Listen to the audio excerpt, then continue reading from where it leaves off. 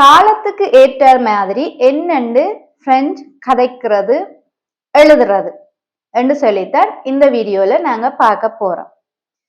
இன்று நடக்கிற விஷயங்களை நாங்க நிகழ்காலத்துல சொல்லலாம்.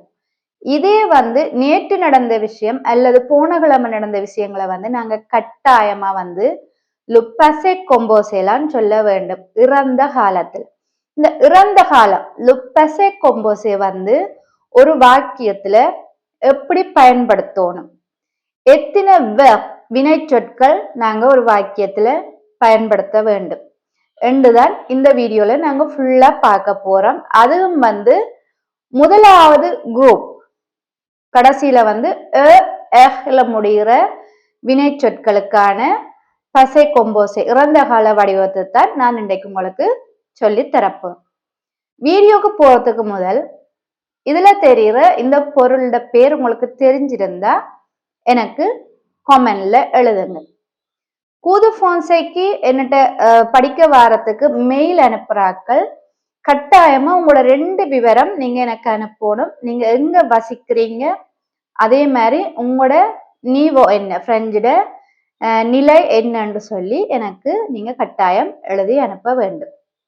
இப்ப வாங்க இந்த லுப்பசை கொம்போசை இறந்த கால வடிவத்தை நாங்க எப்படி ஒரு வசனத்துல பயன்படுத்துறோம்னு சொல்லி பார்ப்போம். நீங்க கட்டாயம் தெரிஞ்சு கொள்ள வேண்டிய விஷயம் என்னன்னு சொல்லி சொன்னா, பசை கொம்போசே இறந்த காலம் வந்துட்டாலே அதுல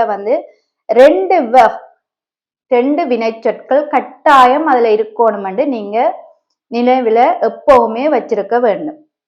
அதுல முதலாவதா வரக்கூடிய என்னன்னு சொன்னா அவ்வா அல்லது எத். சரியா? இந்த எத் பாவிக்கிறது வேர்புகளுக்கு ஒரு 15 கிட்டத்தட்ட ஒரு 15-16 வேர்புகள் தான் இருக்கு வினைச்சொற்கள். அதை நான் இன்னொரு வீடியோல உங்களுக்கு சொல்றேன். அந்த 15-16 வினைச்சொற்களையும் நீங்க ஞாபகம் வச்சிருந்தாலே அந்த வினைச்சொற்களுக்கு கட்டாயம் நீங்க எத் தான் பாவிக்கணும்னு உங்களுக்கு ஞாபகத்துல இருக்கும். மீதம் இருக்கிற வேர்புகளுக்கு நீங்க முதலாவதா பாவிக்க வேண்டிய வேர்ப் அவ்வா. இந்த அவ்வா வேர்புமே நீங்க என்ன காலத்துல பயன்படுத்தணும்னு சொன்னா நிகழ்காலத்துல கட்டாயம் பயன்படுத்த வேண்டும். நிகழ்காலத்துல le présent de l'indicatifல அவ்வா பயன்படுத்த வேணும். அது எப்படின்னு சொல்லி பார்ப்போம். j'ai, tu as, il a, elle a, on a, nous avons, vous avez, ils sont, elles sont. இதுதான் கட்டாயமா இறந்த கால வாக்கியத்துக்கு முதலாவதாக இருக்க வேண்டிய வினை சொல். அவ்வாக இருக்கணும்.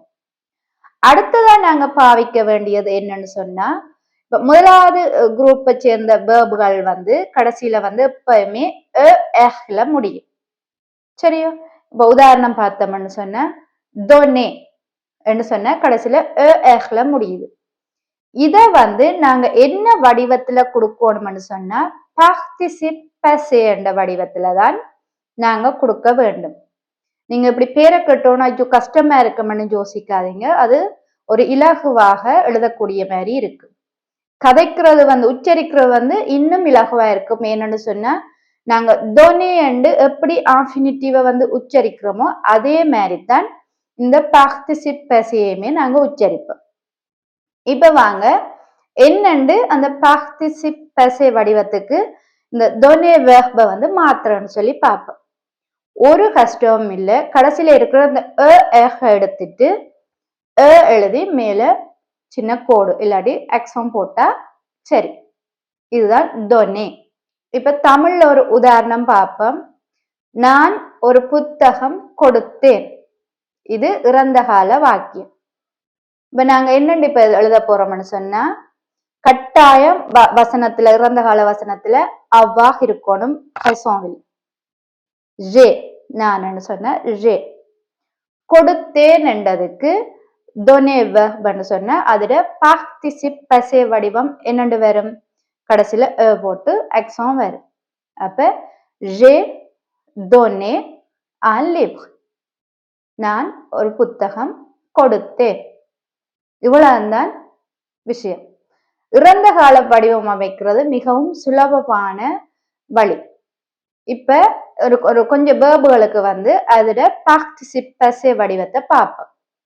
regarder என்ற கடைசியில என்ன செய்வோம்? எடுத்துட்டு போட்டு மேல சின்ன கோடு regarder. ஆனா உச்சரிக்கிறது வந்து ஒரே மாதிரி தான் இருக்கும், ஒரு வித்தியாசமும் இல்லை. நீங்க குழப்பம் இல்லாம எழுதலாம். என்னன்னு சொன்னா regarder என்று உச்சரிக்க ஆஃபினிட்டிவ் வருமா என்ன வருமான்னு குழம்பவே தேவையில்லை. என்னன்னு சொன்னா இறந்த கால வடிவம் எப்பவுமே அவ்வாஹ் வேர்போ அல்லது எக்ஸ் வேர்போ முன்னுக்கு இருக்கும். நான் இப்ப அவ்வாஹ் பாவிக்கிற வேர்புகளை பற்றி தான் இப்ப கதைக்கிறேன். அப்ப உங்களுக்கு எப்பவுமே நினைவில் இருக்கணும், ஜே regarder என்று தான் வருமன்னு ஞாபகத்துல இருக்கணும். பார்ட்டிசிப் பசே வடிவம் regarder வேர்புட. சரியா? aimer, étudier, acheter, manger எல்லாமே பாருங்க கடைசியில எடுத்துட்டு போட்டு மேல எக்ஸாம் போட்டிருக்கோம்.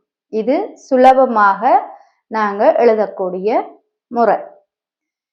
இப்படி 2 வெர்ப் கட்டாயம் நாங்க இறந்த கால வடிவத்துல எழுதணும். இதை நீங்க எப்பவுமே மறக்க கூடாது. நான் திருப்பி திருப்பி சொல்லி கொண்டிருக்கிறேன். அவ்வாஹ் வரும், அங்கால வினை சொல்லிட பார்ட்டிசிப் பசே வடிவம் வரும். சரி, இப்ப இந்த பசே கொம்போசைக்கு நாங்க கொஞ்சம் ஒரு உதாரணம் பார்ப்போம். முதலாவது உதாரணம், j'ai mangé une pomme. j'ai mangé une pomme. நான் ஆப்பிள் சாப்பிட்டேன். சரி, ஜே என்றது அவ்வாகோட வந்திருக்கு. manger என்றது manger verb பார்ட்டிசிப் பசே வடிவம். une pomme, நான் ஒரு ஆப்பிள் சாப்பிட்டேன். இரண்டாவது உதாரணம், nous avons regardé un film. nous avons regardé un film. நாங்கள் ஒரு படம் பார்த்தோம். நூவோட அவ்வாஹ் வந்திருக்கு. regarder verb பார்ட்டிசிப் பசே வடிவம் எழுதி இருக்கு. அடுத்த உதாரணம், j'ai parlé avec mon ami. j'ai parlé avec mon ami. நான் எனது நண்பருடன் கதைத்தேன்.